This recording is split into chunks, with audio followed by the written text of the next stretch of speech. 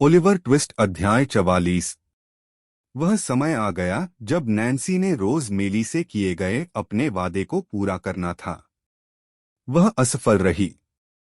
चालाकी और धोखे की कला में निपुण होने के बावजूद नैन्सी पूरी तरह से उस कदम के प्रभाव को छुपा नहीं सकी जो उसने उठाया था।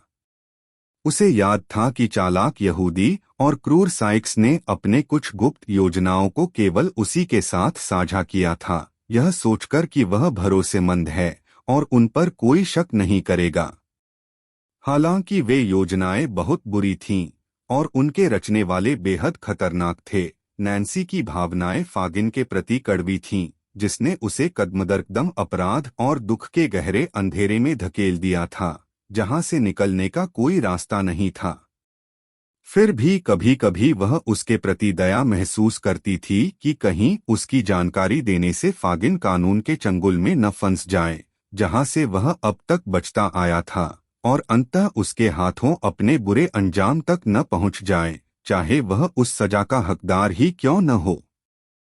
लेकिन ये केवल एक भटके हुए मन के विचार थे, जो पुराने साथियों और संबंधों से पूरी तरह से खुद को अलग नहीं कर पा रहा था, भले ही उसने खुद को एक ही उद्देश्य पर केंद्रित कर लिया हो और किसी भी हालत में उसे टालने का इरादा न हो।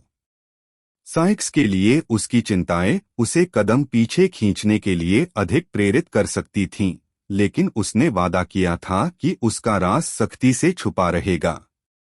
उसने कोई सुराग नहीं छोड़ा था जिससे उसकी पहचान हो सके, और उसने अपने लिए भी कोई शरण लेने से इनकार कर दिया था, चाहे साइक्स के लिए ही क्यों न हो। अब वह और क्या कर सकती थी? उसने ठान लिया था। हालांकि उसके सारे मानसिक संघर्ष इस निष्कर्ष पर समाप्त होते थे, लेकिन वे बार बार उसके दिमाग में आते और अपने निशान छोड़ जाते। वह कुछ ही दिनों में पीली और दुबली हो गई थी। कभी कभी वह अपने आसपास हो रही बातों पर ध्यान नहीं देती या बातचीत में हिस्सा नहीं लेती, जबकि पहले वह सबसे ज्यादा बोलने वाली होती थी। दूसरी बार वह बिना खुशी के हंसती और उसके बाद चुपचाप बैठ जाती, उदास और निराश, अपने सिर को हाथों पर टिकाकर गहरी सोच में डूबी रहती। यहाँ तक कि जब वह खुद को संभालने की कोशिश करती तो यह प्रयास भी उसके बेचैन मन को स्पष्ट रूप से दिखाता था और यह बताता था कि उसके विचार कहीं और उससे बहुत अलग चीजों में उलझे हुए थे। यह रविवार की रात थी और पास के चर्च की घंटी बज रही थी। साइक्स और यहूदी आपस में बातें कर रहे थे, लेकिन वे सुनने के लिए रुके। लड़की उस नीची सीट से उठी जहां वह बैठी थी और उसने भी सुना। 11 बजे थे। आधी रात से 1 घंटा पहले साइक्स ने खिड़की का पर्दा उठाते हुए बाहर देखा और फिर अपनी जगह पर लौट आया। अंधेरा और भारी रात है। कारोबार के लिए एक बढ़िया रात है। हाँ, फागिन ने जवाब दिया। कितनी अफसोस की बात है, बिल मेरे प्यारे, कि अभी कोई काम तैयार नहीं है। तुम सही कह रहे हो, साइक्स ने खींचते हुए कहा। यह वाकई अफसोस की बात है, क्योंकि मैं भी इस वक्त उसी मूड में हूँ। फागिन ने आह भरी और निराशा में अपना सिर हिलाया। जब हमारे काम ठीक से शुरू हो जाएंगे तो हम खोए हुए समय की भरपाई कर लेंगे। यही मुझे पता है, साइक्स ने कहा। यह बात सही है मेरे प्यारे, फागिन ने जवाब दिया, उसके कंधे पर हल्के से थपथपाते हुए। तुम्हें ऐसा कहते हुए सुनकर मुझे अच्छा लगा। तुम्हें अच्छा लगा क्या? साइक्स ने कहा। तो ठीक है। हाँ हाँ हाँ, फागिन ने राहत महसूस करते हुए हंसते हुए कहा। तुम आज अपने असली रूप में हो, बिल। बिल्कुल अपने जैसे। मैं खुद को तब अपने जैसा महसूस नहीं करता जब तुम अपना वह सूखा हुआ पंजा मेरे कंधे पर रखते हो, इसलिए इसे हटा लो, साइक्स ने यहूदी का हाथ झटकते हुए कहा। यह तुम्हें नर्वस कर देता है, बिल? क्या यह तुम्हें पकड़े जाने की याद दिलाता है? फागिन ने कहा, इस पर नाराज न होते हुए। शैतान के हाथों पकड़े जाने की याद दिलाती है, साइक्स ने जवाब दिया। तुम्हारे जैसा चेहरा और किसी का नहीं हो सकता, सिवाय तुम्हारे बाप के, और मुझे लगता है कि इस वक्त वह अपनी सफेद दाढ़ी को जलाते हुए होगा, जब तक कि तुम सीधे उसी से नहीं आए हो, बिना किसी बाप के बीच में। यह भी मुझे जरा भी हैरानी नहीं होगी। फागिन ने इस तारीफ का कोई जवाब नहीं दिया, बल्कि साइक्स की बाजू पकड़कर नैन्सी की तरफ इशारा किया, जिसने बातचीत का फायदा उठाकर अपनी टोपी पहन ली थी और अब कमरे से निकल रही थी। अरे, साइक्स ने चिल्लाया। नैन्स, इस वक्त रात में कहाँ जा रही हो? ज्यादा दूर नहीं। ये क्या जवाब है? साइक्स ने गुस्से में कहा। क्या तुमने मेरी बात सुनी? मुझे नहीं पता कहाँ, लड़की ने जवाब दिया। तो मैं जानता हूं, साइक्स ने जिद में कहा, हालांकि उसे सच में कोई आपत्ति नहीं थी कि वह लड़की जहां चाहे जाए। कहीं नहीं। बैठ जाओ। मैं ठीक नहीं हूं। मैंने तुम्हें पहले भी बताया था, लड़की ने जवाब दिया। मुझे थोड़ी ताजी हवा चाहिए। अपना सिर खिड़की से बाहर निकाल लो, साइक्स ने कहा। वहां पर्याप्त हवा नहीं है, लड़की ने कहा। मुझे सड़क पर चाहिए। तो तुम्हें नहीं मिलेगी, साइक्स ने जवाब दिया। इसके साथ ही उसने उठकर दरवाजा बंद किया, चाबी निकाल ली और उसका टोपी उसके सिर से खींचकर एक पुराने अलमारी के ऊपर फेंक दी। लो, अब शांति से वहीं बैठी रहो, समझी? एक टोपी मुझे नहीं रोकेगी, लड़की ने बहुत पीली पड़ते हुए कहा। तुम्हारा मतलब क्या है, बिल? क्या तुम्हें पता है कि तुम क्या कर रहे हो? पता है क्या मैं? ओह, साइक्स ने फागिन की तरफ मुड़कर कहा। वह पागल हो गई है, वरना वह मुझसे इस तरह बात करने की हिम्मत न करती। तुम मुझे किसी बड़ी मुसीबत में डाल दोगे, लड़की ने बड़बड़ाते हुए कहा, दोनों हाथ अपने सीने पर रखकर, जैसे किसी भयंकर उबाल को दबाने की कोशिश कर रही हो। मुझे जाने दो अभी, इसी वक्त। नहीं, साइक्स ने कहा। उसे जाने दो, फागिन। उसके लिए यही बेहतर होगा। तुम्हें सुनाई दे रहा है? नैन्सी ने जमीन पर पैर पटकते हुए चिल्लाया।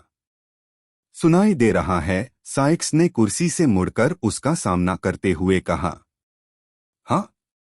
और अगर मैंने तुम्हें 1 मिनट और सुना, तो कुत्ता तुम्हारे गले को इस तरह से दबाएगा कि तुम्हारी चिल्लाने वाली आवाज का कुछ हिस्सा निकल जाएगा। तुम्हें क्या हो गया है, तुम पागल औरत? ये क्या है? मुझे जाने दो, लड़की ने बहुत गंभीरता से कहा। फिर दरवाजे के सामने जमीन पर बैठते हुए बोली, बिल, मुझे जाने दो, तुम्हें पता नहीं है कि तुम क्या कर रहे हो। सच में नहीं जानते। सिर्फ 1 घंटे के लिए, कृपया कृपया। मेरे हाथ पैर एक एक करके काट दो, साइक्स ने चिल्लाते हुए उसका हाथ बुरी तरह से पकड़ लिया। अगर मुझे नहीं लगता कि लड़की पूरी तरह पागल हो गई है। उठो। जब तक तुम मुझे नहीं जाने दोगे, तब तक नहीं उठूंगी, कभी नहीं, कभी नहीं, लड़की चिल्लाई। साइक्स ने 1 मिनट के लिए देखा, मौके का इंतजार किया, और अचानक उसके हाथ पकड़ लिए उसे खींचकर एक छोटे से कमरे में ले गया, जहां उसने खुद एक बेंच पर बैठते हुए उसे एक कुर्सी पर धकेल दिया और जबरदस्ती बैठाए रखा। लड़की बारी बारी से संघर्ष करती रही और मिन्नतें करती रही, जब तक कि 12 बजे का घंटा नहीं बज गया। फिर थकान और हताशा के चलते उसने और विरोध करना बंद कर दिया। साइक्स ने उसे धमकी दी, कई गालियां दीं और रात को बाहर जाने की कोई और कोशिश न करने की चेतावनी देते हुए उसे वहीं छोड़ दिया और फागिन के पास लौट आया। ओह, घर तोड़ने वाले ने अपने चेहरे से पसीना पोंछते हुए कहा। वह कितनी अजीब लड़की है। तुम यह कह सकते हो, बिल, फागिन ने सोचते हुए कहा। तुम यह कह सकते हो। उसने आज रात बाहर जाने की जिद क्यों की, तुम्हारा क्या ख्याल है? साइक्स ने पूछा। आओ, तुम उसे मुझसे बेहतर जानते हो। इसका क्या मतलब है? जिद, औरतों की जिद, शायद। हाँ, शायद, साइक्स ने गुस्से में कहा। मैंने सोचा था कि मैंने उसे काबू में कर लिया है, लेकिन वो अब भी वैसी ही है। और भी बुरी, फागिन ने गंभीरता से कहा। मैंने उसे इतने छोटे कारण के लिए कभी ऐसा नहीं देखा। मैंने भी नहीं, साइक्स ने कहा।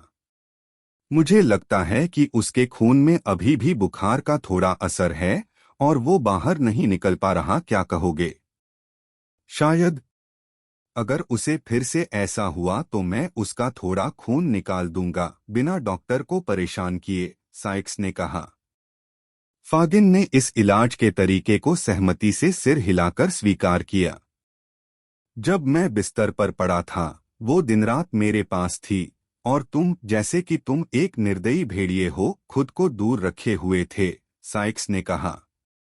हम उस वक्त गरीब भी थे, और मुझे लगता है कि एक न एक तरीके से ये सबने उसे परेशान और चिंतित किया है, और इतने लंबे समय से यहाँ बंद रहने से वो बेचैन हो गई है ना?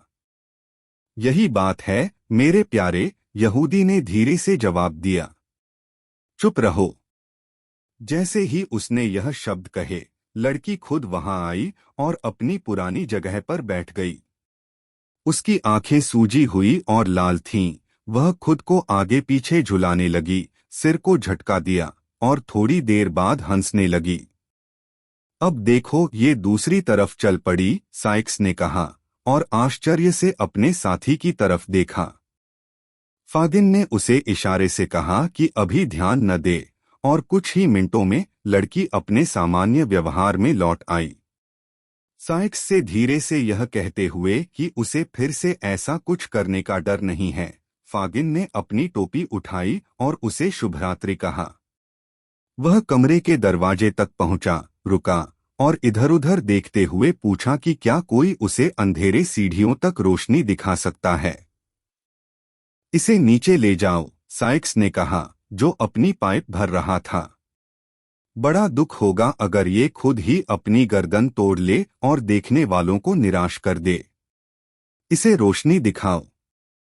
नैन्सी एक मोमबत्ती लेकर बूढ़े आदमी को सीढ़ियों तक ले गई।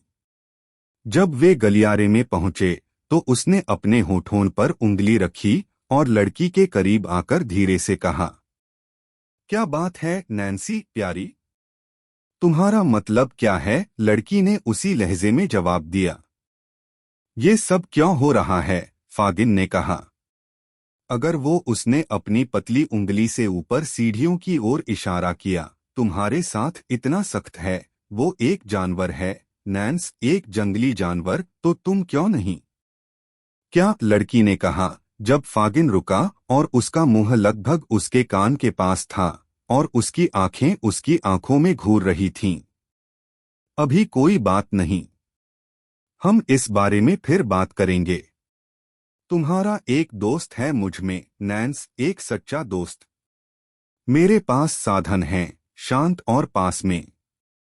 अगर तुम उनसे बदला लेना चाहती हो जो तुम्हारे साथ कुत्ते जैसा बर्ताव करते हैं, कुत्ते जैसा, उससे भी बुरा, क्योंकि वह कभी कभी उसके साथ अच्छा बर्ताव करता है, मेरे पास आओ। मैं कहता हूँ, मेरे पास आओ। वो एक दिन का शिकारी है, लेकिन तुम मुझे लंबे समय से जानती हो, नैन्स।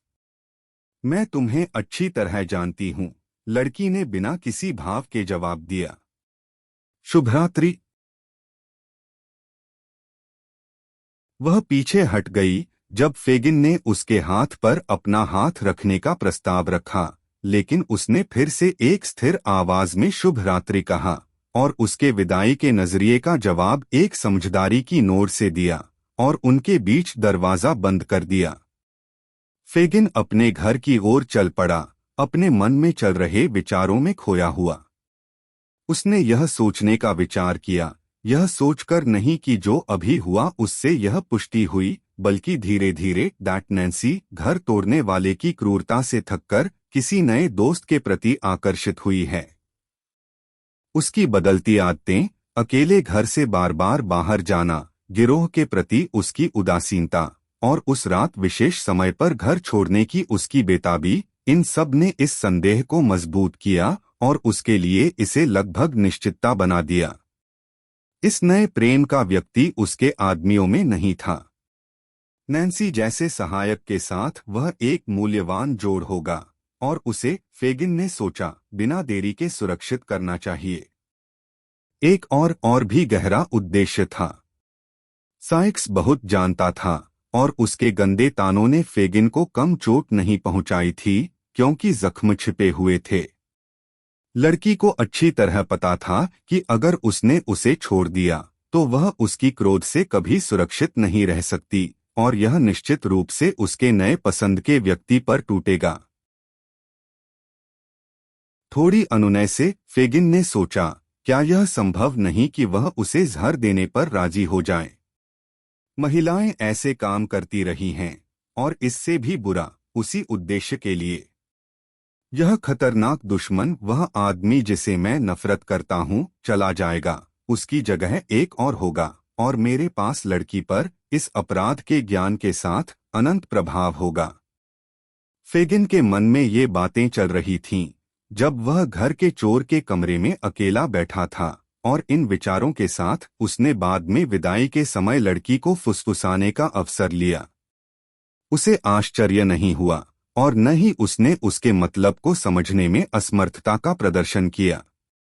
लड़की ने इसे स्पष्ट रूप से समझा, लेकिन शायद वह साइक्स की हत्या के योजना से हिचकेगी और यह एक मुख्य लक्ष्य था। कैसे, फेगिन ने सोचा, मैं उसके साथ अपने प्रभाव को बढ़ा सकता हूं? कौन सी नई शक्ति मैं प्राप्त कर सकता हूं? ऐसे दिमाग विकल्पों में प्रचुर होते हैं। अगर बिना उससे एक कबूलिया बयान लिए वह नजर रखे, उसके बदले हुए प्रेम के उद्देश्य को खोजे और उसे धमकी दे कि अगर उसने उसके योजनाओं में शामिल नहीं हुई तो साइक्स को पूरी कहानी बता देगा, जिससे वह आमतौर पर बहुत डरती थी, तो क्या वह उसकी सहमति नहीं प्राप्त कर सकता? मैं कर सकता हूं, फेगिन ने लगभग जोर से कहा। वह तब मना नहीं कर सकेगी। न अपने जीवन के लिए, न अपने जीवन के लिए। मेरे पास सब कुछ है। साधन तैयार हैं और इन्हें काम में लाया जाएगा। मैं तुम्हें हासिल कर लूंगा। उसने एक गहरी नजर वापस डाली और एक धमकी भरे इशारे के साथ उस जगह की ओर देखा जहां उसने उस बौद्धिक दुश्मन को छोड़ा था, और वह आगे बढ़ा, अपनी कंकाली हथेलियों को अपने फटे कपड़ों में उलझाते हुए, जैसे हर एक उंगली से एक नफरत भरे दुश्मन को दबा रहा हो।